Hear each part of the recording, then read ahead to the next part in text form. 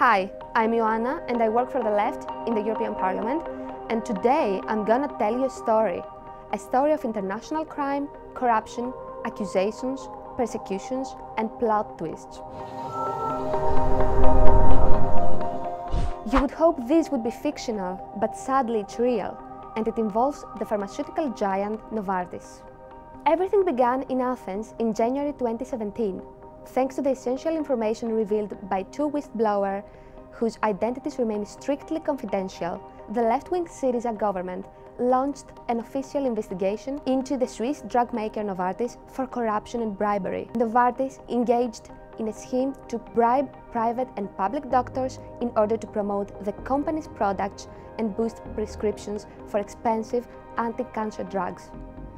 At that time, the head of the Corruption Prosecutor's Office, Eleni Touloupaki, forwarded to the Parliament a file with testimonies of protected witnesses and documents from FBI. Furthermore, investigative journalists also revealed details on the criminal scheme, which put under the spotlight and consequent investigation 10 politicians. Among them, there were 2 former right-wing prime ministers and other 8 former ministers, so what was a story of crime and corruption quickly became also a plot of great political tension between left-wing party in government and the political opposition.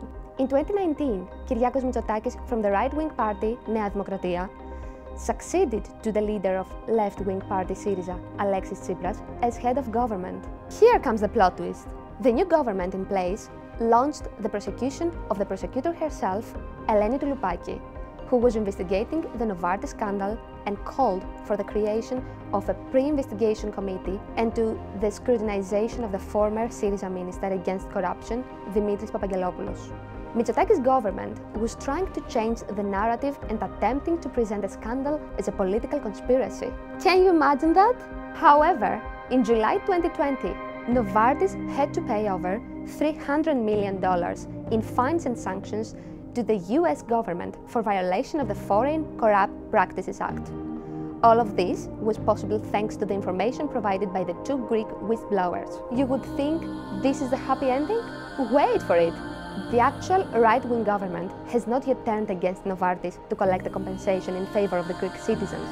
And on top of that, 2 of the journalists who investigated the scandal, Kostas Vaxevanis and Gianna Papadakou, are accused of political conspiracy, and the former minister against corruption, Dimitris Papagelopoulos, is accused of falsely incriminating political opponents through the Novartis pharmaceutical scandal. We asked Gianna Papadakou, one of the journalists who investigated the scandal, to talk about her own experience. Η δημοσιογραφία δεν είναι έγκλημα. Μας κατηγορούν τόσο εμένα όσο και τον Κώστα Βαξεβάνη για τις αποκαλύψεις μας για 2 μεγάλα σκάνδαλα που στοίχησαν εκατομμύρια ευρώ στο ελληνικό δημόσιο, το σκάνδαλο της Novartis και το σκάνδαλο της λίστας φοροφυγάδων που αποκαλείται στη χώρα μου ως λίστα Lagarde. Με αυτόν τον τρόπο ποινικοποιούν την ερευνητική δημοσιογραφία και το ρεπορτάζ, χαρακτηρίζοντάς μας ως συμμορία, καταπατώντας κάθε έννοια ελευθερίας του τύπου και βεβαίως του κράτους δικαίου. Η Ελλάδα, όπως έχει πει και η αντιπρόεδρος της Κομισιόν, η κυρία Βέρα Γιούροβα, βρίσκεται στις προβληματικές χώρες για την ελευθερία του τύπου. Η ηγεσία της Ευρωπαϊκής Ένωσης πρέπει να απαντήσει στις 2 ερωτήσεις των Ευρωβουλευτών του ΣΥΡΙΖΑ Προοδευτική Συμμαχία για το πώς προτίθεται να αντιδράσει σε αυτή την κατάφορη παραβίαση της ελευθερίας του τύπου. Πρόσφατα εκλήθη ως κατηγορούμενη στην ίδια υπόθεση και η εισαγγελέας που ερεύνησε το σκάνδαλο Novartis, Ελένη Τουλουπάκη, καθώς και 2 συνάδελφοί της εισαγγελική λειτουργή που είναι εν ενεργεία δικαστική. Με το θέμα θα ασχοληθεί και η Επιτροπή κατά της Διαφθοράς του Ευρωπαϊκού Κοινοβουλίου. Στην πατρίδα μου, μια παλιά παροιμία λέει ότι η σιωπή είναι χρυσός. Σε αυτή την περίπτωση όμως, της δίωξης δημοσιογράφων και εισαγγελέων, η σιωπή είναι συνενοχή.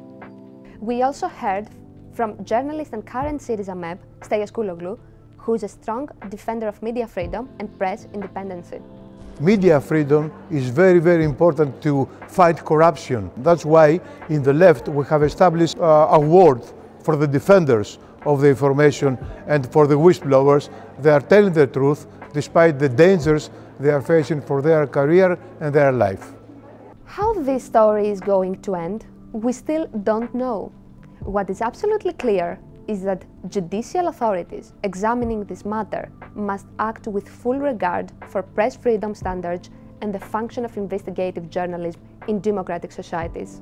The rule of law in Greece is in a dangerous decline. The conservative government is covering up the huge scandal of Novartis. Judges, prosecutors who serve the public interest, and journalists who seek the truth are prosecuted as criminals. These steps taken in my country resemble those of Orban and Morawiecki. This dangerous regression of democracy and the rule of law must stop now.